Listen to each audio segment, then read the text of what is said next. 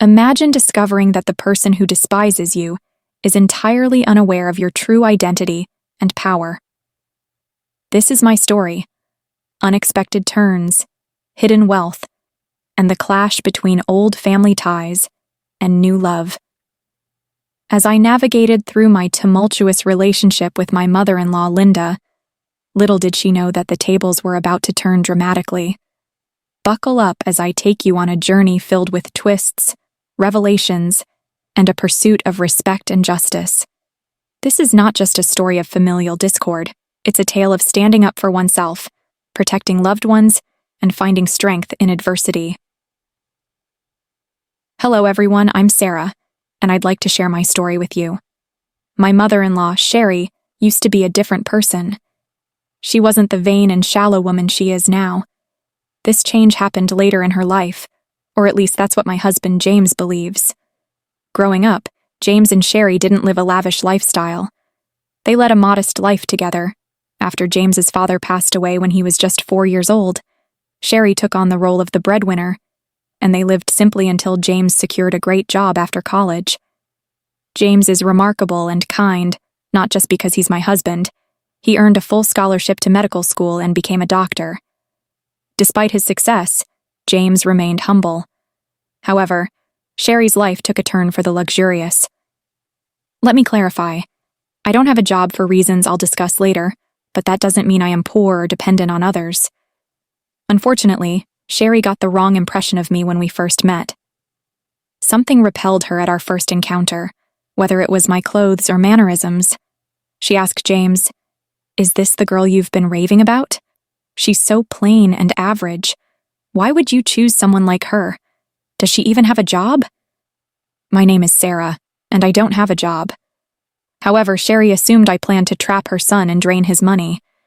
She labeled me as a gold digger and a parasite, making baseless assumptions about my character. James defended me, but the argument escalated and we decided to leave.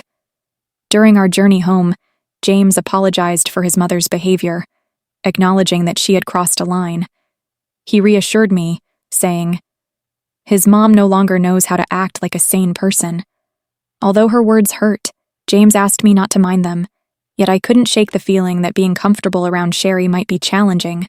She's the only parent James has left, so I decided to step back. We don't have an extended family, so cutting her off isn't feasible. I won't push you to be friends with her, but can you at least be civil around her? James asked. I can act respectfully towards your mom, James, but I doubt she'll reciprocate. Don't worry, Sarah, I'll keep her in check if she crosses the line. We can consider reducing contact. I love my mom, but I love you too. I won't let her harass you for no reason. I was skeptical about my relationship with Sherry. James assured me he'd stand up for me, but I still felt uneasy. James and I got married 3 years after we started dating. Due to financial constraints, we had a court wedding, and James was sending Sherry a lot of money every month for emergencies. Even after we married, he continued this practice, straining our finances. I didn't stop him. I believed he had the right to help his mom. However, Sherry became a problem. She regularly spoke ill of me and gossiped with her friends, spreading rumors about me being a gold digger. I ignored it initially, but it started affecting my reputation. Despite James's efforts, Sherry never treated me kindly. She believed I wasn't good enough for her son. Surprisingly, one day, James told me his mom wanted to invite me to a small party she was hosting. I was skeptical since she disliked me. James assured me that she promised to improve and wanted me there. It seemed odd considering her recent financial struggles, but James believed she managed somehow. I agreed to go despite my concerns about her behavior. James hoped his mom was making an effort, so I decided to keep an open mind. I truly wanted us to mend our relationship and become friends. Despite my willingness to be civil and make an effort for James's sake, I had severe doubts that Linda would ever consider being friends with me. Linda had little regard for his happiness. Despite my skepticism, I attended the party, eagerly waiting for Linda to provide details. Linda texted me the next day, and I assumed she was extending the invitation. However, her message took an unexpected turn. She started by mentioning the party at a 5-star hotel everyone had been raving about. promising her friends a great time. She was excited and planned to take 15 people. Curious, I asked if I was invited, given James's assurance. To my surprise, Linda responded with arrogance and disdain. She clarified that I was not invited, emphasizing the event's exclusivity due to her wealth, family status, and the supposed classiness of her friends. I was taken aback and confused, as James had genuinely believed Linda was extending an invitation. I expressed my assumption, only to be met with Linda's condescending remarks, stating that I wouldn't understand the intricacies of planning such an event. I decided to maintain my dignity, acknowledging her message and clarifying that I wouldn't attend if I weren't wanted. Linda reiterated her stance, emphasizing her class and status. While I resisted the urge to respond angrily, I felt disappointed and hurt. I chose not to share this with James and patiently waited for the day of the party. Oblivious to her action's emotional impact, Linda sent me a picture on the day of the event, showcasing her and her friends in designer outfits and flaunting their status on social media. I refrained from responding, focusing on my work and patiently awaiting the event's unfolding. After about 3 hours, I received a call from my dad. Here's a confession. My dad owns the hotel where Linda hosted her party. Linda had no clue about this. 3 years ago, I inherited a substantial amount from my grandfather, which I invested in my dad's business. Now, I receive a share of the profits from the hotel and other family-owned businesses. Despite coming from a well-off family, I prefer not to broadcast it, and that's why Linda was unaware of my background. She also had no idea about the high cost of the 5-star hotel and its restaurant. Linda let her friends order without checking the menu or prices, resulting in a hefty $2,000 bill. This turn of events was the perfect opportunity for revenge. My dad called to inform me that Linda was at the hotel, having amassed a $2,000 bill. She was now asking for a 50% discount, claiming she was short on cash. My dad sought my advice, as Linda's party had been rude and entitled, upsetting the staff as expected. I shared my frustration with my dad, recounting how Linda had boasted about the party to mock me for not being invited. The irony was not lost on me, given that she couldn't afford the party she was flaunting. My dad expressed his understanding of the situation and shared the challenges faced by his staff due to Linda's behavior. I saw an opportunity for revenge. I suggested making Linda and her team wash the dishes, clean the entire kitchen, and clean the floor given their insulting behavior. I wanted to extend this revenge to include Linda's team, who had also mistreated our staff. If Linda tried anything foolish, my dad could call the cops on her. My dad laughed at the suggestion and gave it a big thumbs up. He even offered to share pictures of the event. It seemed like the perfect chance to turn the tables and teach Linda a lesson about humility and respect. When it happened, I would have relished seeing Linda face the consequences of her actions. My dad promised to follow my suggestion and hung up. An hour later, he sent me pictures of Linda and her friends washing dishes and wiping the floor at our restaurant. He also shared that she looked relieved when Linda saw him as the restaurant owner. She began telling him that she knew the owner and they would get out of the situation.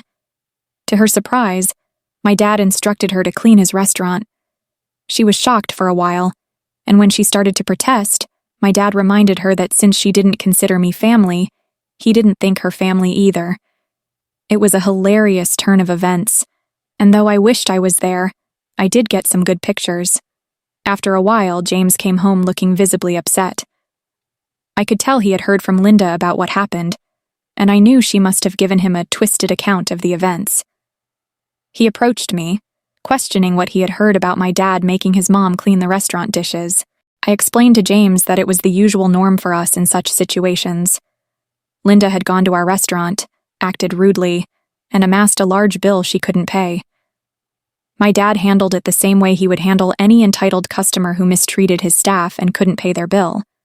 James, I said calmly, your mom was incredibly rude to the staff and had no way to pay for the party. My dad did what he always does in these situations. He treated her like any other entitled customer. She had to face the consequences of her actions.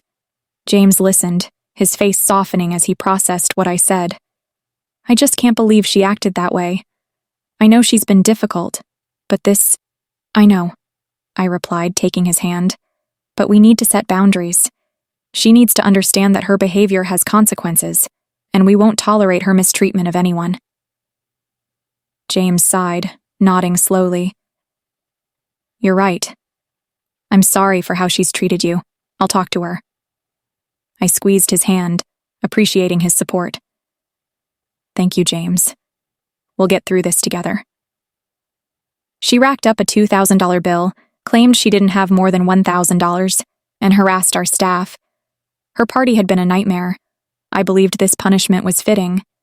James seemed surprised and questioned who Linda had taken with her and what they ordered. I informed him that she had taken 15 people, and they had ordered a lot, especially the fancy items. He expressed disbelief, as Linda had told him she was taking only 4 people and had invited me, but I declined. I clarified that things didn't happen that way, and showed him the text messages from Linda. James requested the bills and asked me to show him the texts, wanting to understand the situation better. I showed James all the texts, and my dad sent him the bills. I also presented some pictures to illustrate the scale of Linda's party. James grew extremely mad when he saw everything. He called Linda, asking her what was wrong and why she hadn't told him the whole story. Linda claimed she only mentioned being short of cash, and that I must have given him a different story to sabotage her. James confronted her, pointing out that she declined my invitation and insulted me by saying I wasn't classy enough for her. Linda tried to brush it off as a harmless joke, but James wasn't buying it. He questioned her, spending thousands of dollars taken from him on friends while insulting his wife. He called her out for her actions, stating that spending $2,000 on food and drink wasn't a small matter.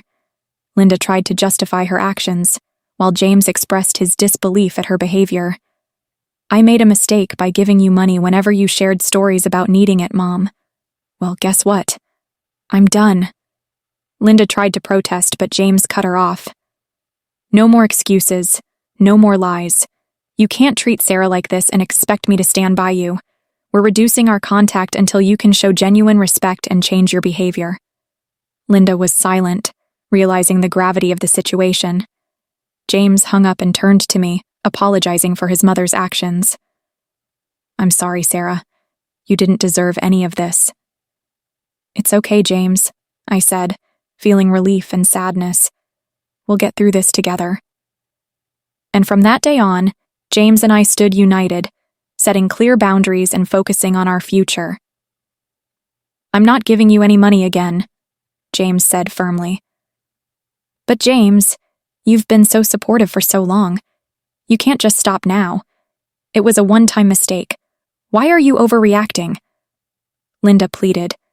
No, Mom, I am not overreacting. This is not a one-time mistake. If you can't even consider my wife as family, I don't want anything to do with you. I always thought you would change your mind, but you never did. I'm not paying you to insult my wife and call her classless while she sacrifices a lot to support you. This ends now. James didn't listen to Linda anymore. He hung up on her and blocked her number. He also profusely apologized for being mad without knowing the whole story. I forgave him because he did stand up for me. We seriously discussed Linda and jointly decided that she would no longer be in our lives for now. Yes, James is now a wealthy man, but he knows to stay humble. He found Linda's behavior completely unacceptable, mainly because it was directed towards me. I agreed that it was unfair to me and was all set to remove her from our life for good. In the next few days, Linda reached a peak of desperation. She realized that her actions may have damaged her relationship with her son for good, sending her into a horrible panic. She showed up at our house and demanded to speak with James. Slowly, her demands turned into begging after she was turned away from the door every time. Yes, Linda worked and earned some money, however, it wasn't enough. For the high-end lifestyle she had gotten used to all these years, James had stopped giving her money entirely. Instead, he invested some of his funds into my dad's business to help him open new hotels and restaurants in the neighborhood. We plan to expand our hotel business to bigger cities, but we'll have to see what the future holds.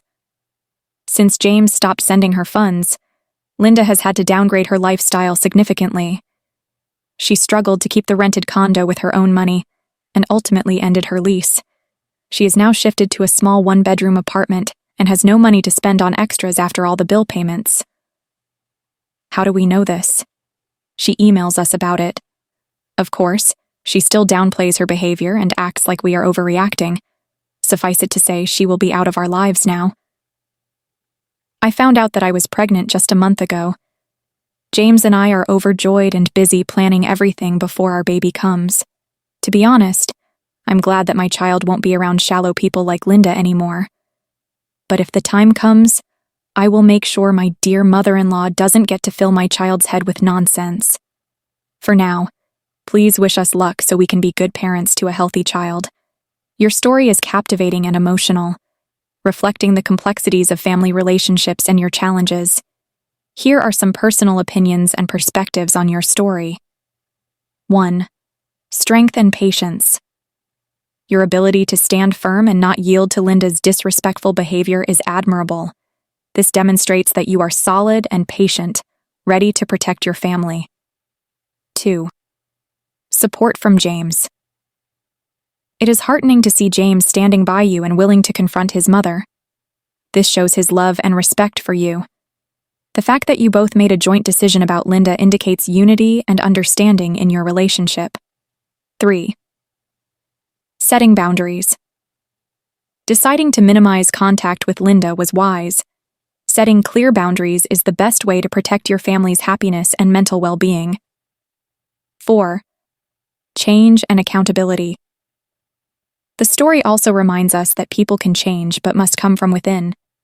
Linda needs to recognize the consequences of her actions and make genuine changes to improve her relationship with her son and daughter-in-law. 5. Maintaining personal values. Despite coming from a wealthy background, you chose to keep this information private and not let it affect how others perceive you. This shows that you value personal qualities and do not rely on material wealth to assert yourself. 6. Future of your children.